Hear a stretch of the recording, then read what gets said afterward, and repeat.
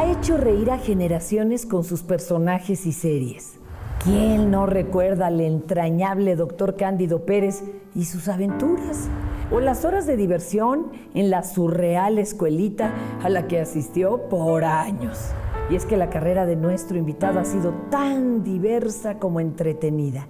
Nos acompaña hoy en In Situ Jorge Ortiz de Pinedo. ¡Cándido!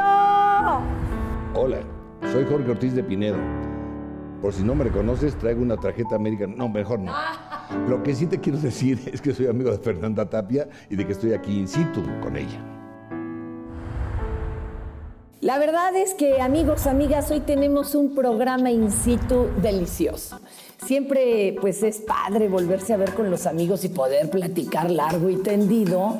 Y bueno, qué mejor que con alguien tan talentoso como el maestro Jorge Ortiz de Pinedo. Mi querido Jorge, bienvenido. Está rete apenado de que lo tenemos allí subido en la silla. Sí, hay que contarle a la gente que me llamaron de tu parte, dijeron que si podía venir a platicar contigo, pero que trajeron una silla. Es que no teníamos mobiliario. Sí, entonces yo dije, sí, el presupuesto está grave ahí, pero bueno. Y me dijeron que una silla que tuviera alguna anécdota o algo. Claro, que representara algo para ti. ¿Y por qué elegiste esta, Jorge? Mira, hace años estábamos haciendo una película con José José y con Oscar, el espectáculo, El Hueso. Hacíamos una cosa que se llamaba Sabor a mí. Y en una escena, en la casa que estábamos grabando, había 2 escalones. Generalmente yo me tropezaba en los escalones cuando hacía Cándido Pérez. Claro. Pero acá yo no me tropecé, el que se tropezó fue Oscar. Flaco y todo como era, pesaba creo que 50 kilos el condenado, me pisó y me rompió el dedo del pie derecho, el chiquitito. Chin, me hizo pedazos el dedo. Oh. Y teníamos que seguir filmando, era una película. Y entonces René Cardona, que era el director, cuando, pues, siéntenlo, pues ya el dolor, el dedo morado, todo, y medio ahí me lo entablillaron. Me trajeron una silla normal, las sillas de cine, y estaba yo muy incómodo por estar así. Claro. Y entonces a la hora de pararme con el dedo roto, era un sufrimiento espantoso. Entonces me dijo, a ver, póngale mi silla, esta es la silla. Entonces me pusieron esa silla para que yo hiciera esto, mira. Claro, ya no caías en el dedo ya no cabía, ya no tenía que hacer el esfuerzo de doblar el pie.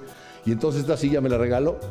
Y entonces con esta silla empecé a dirigir poco a poco. Entonces esta la uso nada más cuando dirijo. No la uso cuando voy como actor, pero cuando soy director sí me la llevo en recuerdo de Cardona, que era un hombre que yo admiraba mucho porque trabajé con su padre y con su hijo.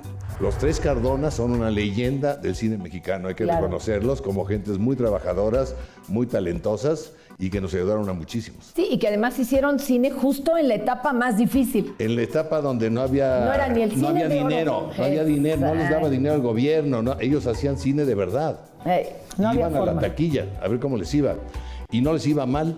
¿Cómo crees? Lo que es increíble es que el cine mexicano tuvo una época espléndida donde la gente iba al cine. Había muchos cines en México. Y de repente llega este tratado de libre comercio en donde vienen las compañías extranjeras y los cines grandes, los cines del pueblo, donde iba el pueblo a ver a sus artistas favoritos y queridos, deja de ir al cine porque les hacen cine elitista. Un cine donde tienes que pagar ya no 4 pesos, ni 8 pesos, ni 10 pesos, sino tienes que pagar 50, 60 y 70 pesos para nuestro pueblo. Es una grosería. Y entonces se deja de ir al cine. El pueblo de México no va al cine. Quienes van al cine en México es la clase media y la clase media alta. Y ocasionalmente, cuando hay algo muy relevante, muy escandaloso, va el pueblo. Generalmente el pueblo se espera a que se hagan las películas en DVD pirata. O en tele abierta. O en tele abierta, pero el DVD pirata es muy barato. O sea, la gente dice, ¿por qué hay piratería? Porque es carísimo un disco en una tienda normal para los sueldos que tenemos en México. Y también ir al cine. Ahora con el Eficine y con el Fidecine y todas estas cosas, se hacen casi 100 películas al año, dicen. ¿Dónde están? Yo no lo sé. ¿Dónde las exhiben? No existen. Es una especie como de trampa burocrática maravillosa dentro de nuestro ambiente mexicano y de nuestro sistema de vida, de cómo sacarle dinero al erario. O sea, yo cuando era niño oía por ahí que decían, si no vives del presupuesto, vives en el error.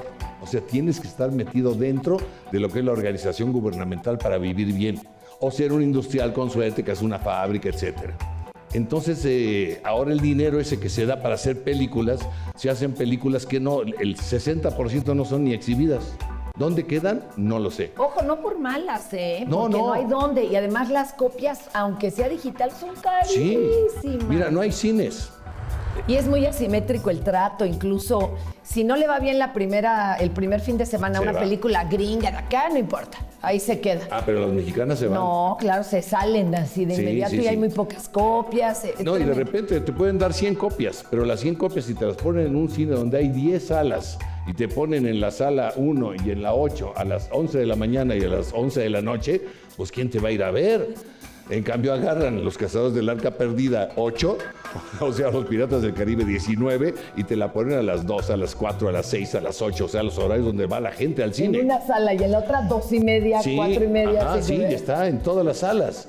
Entonces es muy difícil hacer cine en México. Yo admiro a los cineastas mexicanos, son muy aventados y me da tristeza porque no se exhiben las películas y por otro lado, pues muchos ya lo usan como decir, mira, si me van a dar recursos, los agarro, nos los repartimos. O sea, tú diriges, yo hago la escenografía, y lo que él salga. hace la dirección de cámaras, todo, y lo que salga es bueno. ¿Qué es bueno? El dinero que nos dieron. Hay muchos actores que trabajan en el cine mexicano con la promesa de que cuando se exhiba la película, llevas puntos de utilidades. Dime cuántas películas mexicanas tienen utilidades. Muy poquitas películas. La gente que trabajamos en Televisa, alguna vez, la vez que haya sido, te condenan, o sea, te tachan de alguna manera de eres comercial, eres popular. Y a veces parece que la popularidad es castigada en México. O sea, está peleada con la calidad forzosamente. Forzosamente. Entonces, mucha gente, por ejemplo, no recuerda o no sabe, a menos que sea gente que sí le gusta el teatro, que yo fui miembro de la Compañía Nacional de Teatro de Bellas Artes, que gané premios nacionales e internacionales de actuación dramática. O sea, hay mucha gente que no sabe que tengo premios de teatro nacionales, internacionales, etcétera, y tengo la Diosa de Plata y cosas de cine. Pero como hice Cándido Pérez, como hice La Escuelita, como hice, fue un y es de lo más cercano, digamos, de los últimos, ¿qué? 20 años o 30. Es que el señor tiene una yo carrera. Tengo 50 años. Tiene una carrera kilométrica. Entonces. Sí, y entonces te catalogan como, es que este cuate es popular, vamos, o sea, se enojan. Ajá. Entonces yo creo que en México los actores tienen que pensar muy bien qué carrera van a hacer. Si quieres hacer obras con un contenido alto social, con un contenido cultural, con gran envergadura literaria, sus autores, etcétera, tienes que acostumbrarte que vas a trabajar en teatros como el Foro Shakespeare, o vas a estar en la universidad, o en Conaculta, bueno, ahora Secretaría de Cultura trabajando, en Bellas Artes, en los teatros del Granero, el Galeón, etcétera, y que difícilmente vas a poder acceder al Insurgentes, al San Rafael, al Manolo Fábregas, a los teatros enormes de 1000 butacas, que lo que están buscando es público. Porque si no hay público, ¿cómo pagas esos teatrotes con esa estructura tan grande de personal que necesitas para sobrevivir? Entonces, esa gente tiene que dedicarse a decir, yo voy a hacer este teatro y voy a ser muy conforme y muy feliz haciendo lo que me gusta con estos pequeños sueldos que se pagan en esos lugares. Pero si aspiras a tener sueldos grandes, tienes que tratar de hacer un actor que te hagas popular para que te vaya a ver mucha gente y puedan pagar boletos, porque hay muchos actores que son muy buenos, pero no llevan gente. Eso es una desgracia. Hay grandes actores mexicanos y actrices que son tan buenos que están recluidos en compañías pequeñitas, no tienen difusión. Los críticos del México de teatro casi no existen. Y los que existen no son reconocidos por los periódicos y las revistas, no les dan espacio. Entonces hay columnas de discos, que ya no hay discos, pero hay columnas de discos. Hay columnas de tele, hay columnas de chismes, columnas de cine, columnas de música. ¿Dónde hay columnas de teatro? La colaboración de teatro es... No las hay. Entonces nula, una lucha. Todos los que hacemos teatro estamos en una lucha constante por sobrevivir y por la sobrevivencia del teatro. Oye, y es carísimo anunciarse la cartelerita esa que sale allí en el periódico. Así, miren, en un cachito, montones de puestas en escena para inventar, para repartir. ¿Sabes cuántas puestas en escena se ponen en la Ciudad de México año con año, en promedio? Ni idea. 500. Es impresionante la cantidad de teatro que se hace en México. ¿Cuántas de esas salen de gira? Muy pocas. Poquitas. Muy pocas, porque Fíjense. Para salir de gira volvemos a lo mismo. No hay una estructura nacional como para que las buenas obras de gran calidad que son montadas en espacios alternativos y pequeños y de cultura vayan al interior del país a trabajar a las casas de cultura y a los teatros de los estados, de las ciudades, apoyados por los gobiernos de los estados. Sí, está posible. Entonces, los teatros grandes de los estados, muy bonitos, hay teatros preciosos en la República, son carísimos. Rentar un teatro, a ver, el teatro, nada más para que te vayas de espalda, ¿cuánto creen ustedes que cuesta el teatro de Toluca? Que acaban de remodelar, el gobierno de Toluca Wow. acaba de remodelar el teatro. Yo de obra, mira... 125,000 pesos por día. Entonces, para poder O sea, juntar... si yo quiero poner ahí una obra, me cueste 125,000 pesos cuesta la renta. Yo por eso, no voy allá a Toluca, porque es un arriesgue gigantesco. Claro. Esos 125,000, ahora agrégale la publicidad que le tienes que hacer a tu obra de teatro de espectáculo en la ciudad de Toluca, en la capital del Estado de México. Tienes que hacer una muy buena promoción, que te va a costar, no sé, otros 100,000 pesos. Y luego te cobran además impuestos, ¿eh? Aparte de que pagas el teatro, te cobra impuestos el gobierno estatal y el gobierno municipal. ¿Por qué sobre las entradas? Sobre las entradas. Pero aparte de eso, tienes que pagarle a tu compañía. Y tu compañía consta de tramoyista, iluminador, maquillista, etcétera, y actores y actrices. El director, el escenógrafo y autores. Todo este conjunto de gastos significa un gran arriesgue para cualquier empresario irse de gira. Entonces, ¿cuál es la solución que han encontrado algunos empresarios profesionales para poder ir de gira? Contratar a figuras de televisión y de cine que son tan populares que casi te garantizan que aunque la obra sea mala, la gente los va a ir a ver. Oye, ¿eso o la función vendida para compañía? La función vendida que te la compra un empresario local, que también el pobre va a arriesgar toda su lana, o afortunadamente a veces te la compra un gobierno, ¿no? Y se la compra el gobierno. La vendida para una gran empresa, para sus empleados. Eso, pero no compran obras de teatro, lo que compran más son espectáculos. Prefieren llevarse un cómico, claro, un estandopero ahora que les llaman, un showcito de cabaret que es muy divertido, como los que tú haces, que son muy divertidos. Pero, sí, pero cualquiera que vea un anuncio que dice chichis para la banda, o sea, obviamente ya sabe de qué se trata y qué va a haber. O sea, no hay manera de que se equivoquen. Fíjate que eso es algo importante. Tenemos que ir a una pausa. Pero acuérdate en qué vamos, por favor, y nos tienes que contar, porque paradójicamente yo me acuerdo de Angelitos Negros. Ay, ¿te acuerdas? Híjole. Vamos a una pausa. Momentos rudos de mi vida, bueno, cuando murió mi padre fue para mí tremendo. Que mi mamá cumpla su sueño, que es conocer Europa. Mi hermanita ya la conocía, mi papá la había mandado. Tomó un avión en Atenas, que iba hacia el Cairo, y fue secuestrado. Hace 5 años detectaron un tumor de 5 centímetros en el pulmón izquierdo, muy pegadito al corazón. Si esto me pasa hace 50 años, no lo cuento.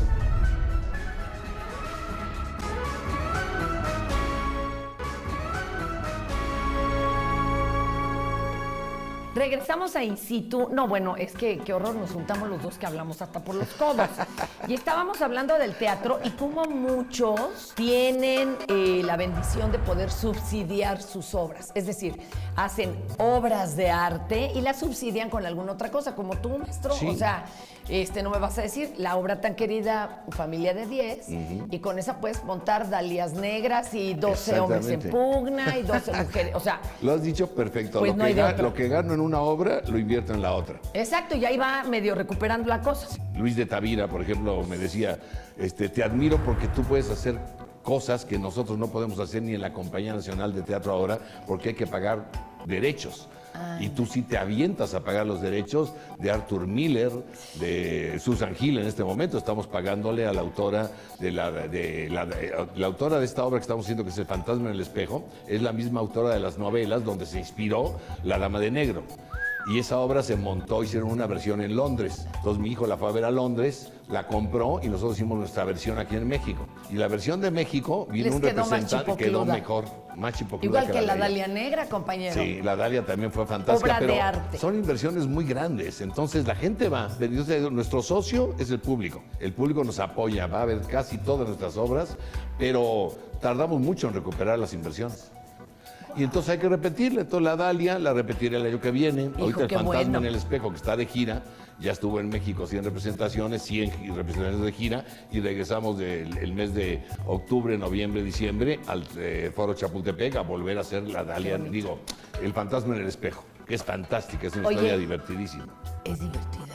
muy Que me divertida. iba a espantar y no iba a querer ir al baño en la noche yo sola. Tú eres bien miedosa, pero te va a encantar. ¿Por A qué? ver. Porque el fantasma en el espejo. Yo me lo que espanté hacemos hasta es. con la dama de negro, man. Es que La Dama de Negro está muy bien hecha, pero es una obra que te narra una historia que sucede en un teatro abandonado.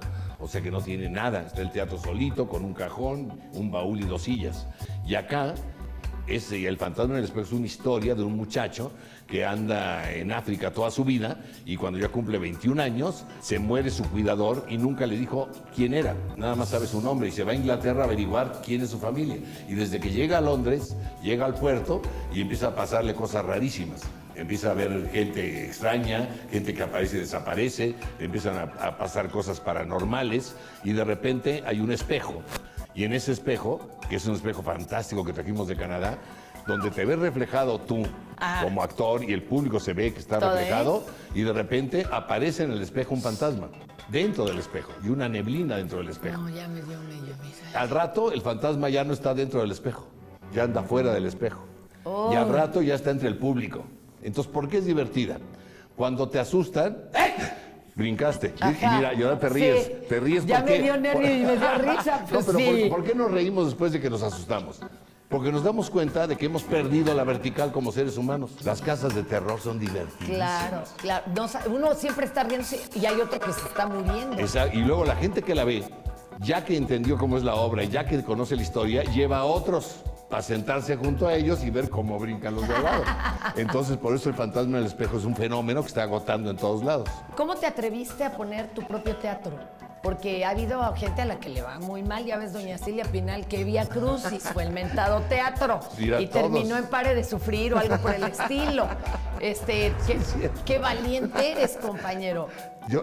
Yo no sé hacer nada más que teatro, nada más. He intentado cualquier cosa para tratar de hacerme rico. Entonces compré con unos amigos un terreno y vamos a ser rancheros. Y entonces, ¿qué pasó? Pues sembramos frijol, la fregada y nopal. ¿Y ese día salió con gorgojo? No, que vino un aguacero tremendo y no somos rancheros. No nos dimos cuenta que el terreno que compramos tenía un ligero declive de 2 centímetros. Pero cada metro. Entonces, cuando ya te vas a vino el aguacero y se llevó el nopal, se llevó el frijol, se llevó todo y valimos gorro. Okay. Quise hacer restaurantes. Me bailaron las cocineras y los meseros, me bailaron. Quise hacer discoteca, hice una discoteca preciosa, se llamó El Telón. Pero era Irma Serrano en el teatro Fru Fru. Sí. Se lo alquilé para que hiciéramos ahí una discoteca. Y ya que hicimos la discoteca, un día llegó con sus guaruras, metralletas y sacó a todo el mundo y cometió un despojo y se quedó todo ahí adentro tirado. He querido hacer una empresa de cosméticos y perdí $3 millones, todo lo que había ahorrado toda mi vida. Entonces, ¿cuál es la conclusión a la que llegué? Lo único que yo sé hacer es teatro. Me divierte darle espacio a la gente. Mira, hace 30 años empecé a hacer Los Comediantes.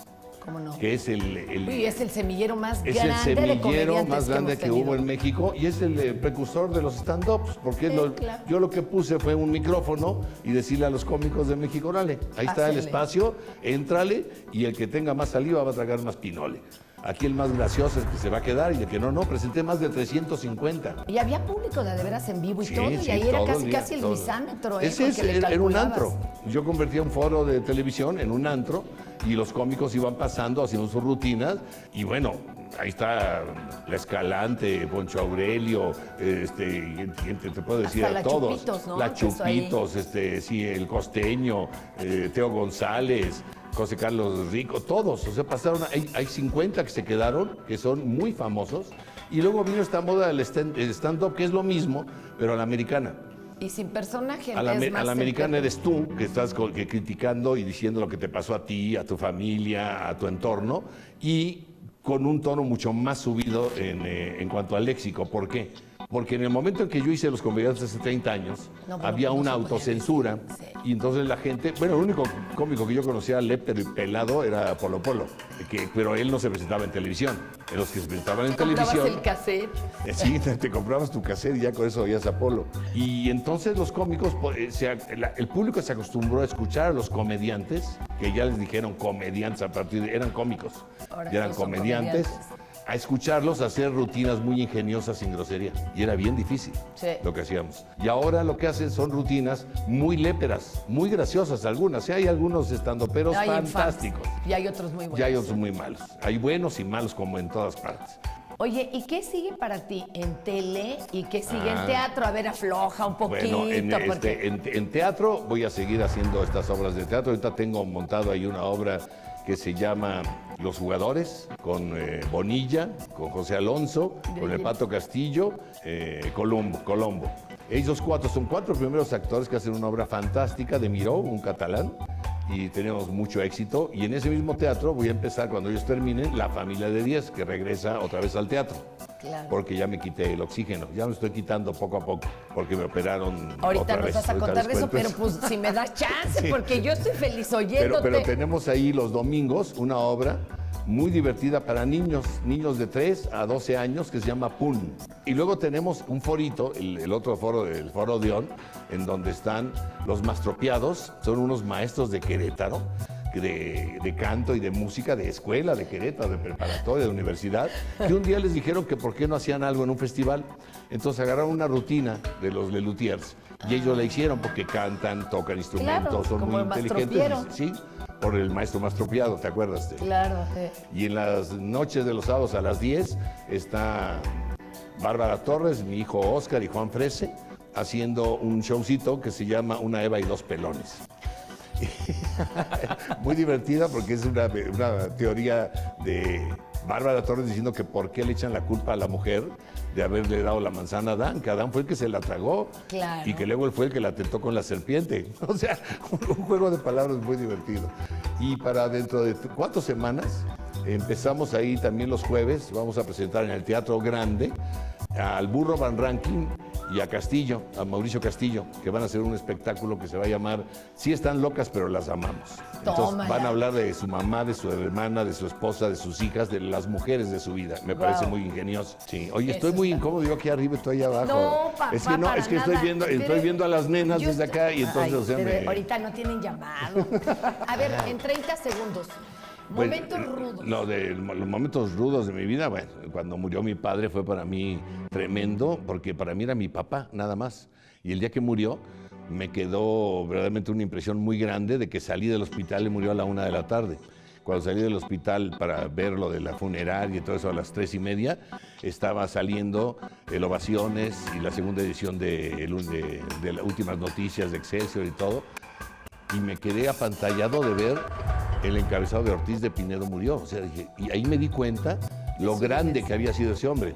Qué bonito. O sea, cómo lo quería la gente y cómo era un personaje muy respetado en el país. Ese fue un momento impactante. Otro fue cuando mi mamá y mi hermana les puedo pagar por fin, después de haber luchado mucho, gané un dinerito y en lugar de comprarme un carrito o dar un enganche a un departamento, dije pues que mi mamá cumpla su sueño, que es conocer Europa. Mi hermanita ya la conocía, mi papá la había mandado.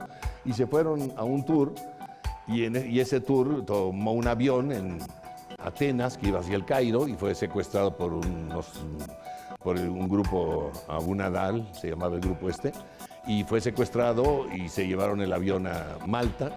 Y en la isla de Malta quisieron rescatar el avión unos comandos egipcios, porque el avión era de Egypt Air, y no pudieron, y se incendió el avión y hubo una balacera adentro, y de los 97 pasajeros quedaron 17 vivos, porque habían bajado 12 para intercambios, quedaron 5 más, o sea, todos los demás murieron. Fue una desgracia tremenda. Es algo que fue la primera vez que ciudadanos mexicanos, mi madre y mi hermana, fueron muertos en un atentado terrorista internacional. ¿Y tu operación? Hace 5 años me detectaron un tumor de 5 centímetros en el pulmón izquierdo, muy pegadito al corazón, y por fumar. Yo fumé 45 años, Fernando, 45. En el momento que me lo dijeron, dije, bueno, ¿qué se puede hacer? Exacto. Y me dijeron, pues hay que hacer pruebas, exámenes, háganmelos. Y en una semana me hicieron exámenes, pruebas, PETs, etcétera, y a los 8 días estaba yo operado. Y me quitaron la mitad de mi pulmón. O sea, tengo 2 lóbulos aquí, me quitaron el superior. O sea, porque estaba tan pegado al corazón que era muy arriesgado quitar nada más el puro. Entonces me quitaron todo el lóbulo. ¡Qué miedo! Entonces me dejaron nada más uno. Y pasan 4 años y medio y vuelvo a tener unas neumonías muy fuertes y determinan los médicos en los análisis que hacen y en las biopsias que tengo cáncer otra vez del otro lado. Entonces empiezan a decir, pues hay que operarlo, pero no se puede operar ahorita porque su respiración es muy baja. Tienes que tener ciertos niveles para que te puedan operar, si no, no resistes la anestesia y de horas. Entonces nos tardamos un mes y medio en que me operaran. Y en ese mes y medio fui al INER también, aparte al Instituto de Nutrición. Y en el INER me ayudaron también a recuperar mi capacidad pulmonar. Y entonces estuve a punto, apenitas para que fuera operado. Y me operan un mes y medio después, me quitan otro lóbulo del otro lado y no tengo cáncer.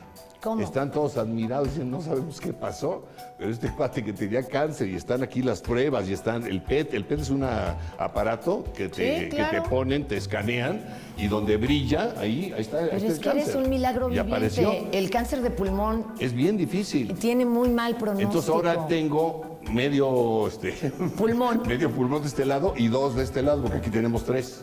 Entonces tengo 3 lóbulos en lugar de 5. Mi lucha ahora ha sido hacer ejercicio todos los días, ir al INER, ir al Instituto Nacional de Nutrición y Ciencias Médicas, y mis médicos son fantásticos. Yo creo que los médicos mexicanos son los mejores del mundo. Claro. Y mira, estoy respirando y estoy hablando contigo y estoy a punto de volver a hacer teatro. Entonces me siento un hombre bendito y muy afortunado de vivir en esta época, porque si esto me pasa hace 50 años, no lo cuento. Claro, no cambio, hace 50, hace 10, no había sí, mucho. la modernidad es fantástica, los científicos mexicanos son extraordinarios, la medicina ha evolucionado mucho y yo pienso que influye mucho también mi familia, mis hijos, mi mujer, son gentes tan entusiastas, tan alegres, que me ponen de buen humor. Y cuando tienes buen humor, es muy difícil que te pase algo malo. Además, muchos te queremos y te necesitamos para largo, Gracias, compañero. Así que, pues, a seguir haciendo capacidad respiratoria, yoga pranayama, que Sí, son unos sí, ejercicios re efectivamente, buenos. es que no sabemos respirar. No. Y uno dice, van a decir, estos ya están muy locos, ya se echaron una buena de guayaba. No, pero de veras que no, un día platicaremos de eso. Ay, Jorge, muchísimas gracias. Y qué honrados estamos. Ya hasta nos faltó tiempo, compañero, pero bueno, esto que empezó se tiene que acabar. Y sin embargo, sábete que te queremos mucho. Yo también te quiero mucho. Muchas gracias, Jorge. A seguir Gracias. apoyando al teatro, señores, y al buen teatro más. Y aquí estaré in situ. Gracias. Chao, Cuídate. Tapia.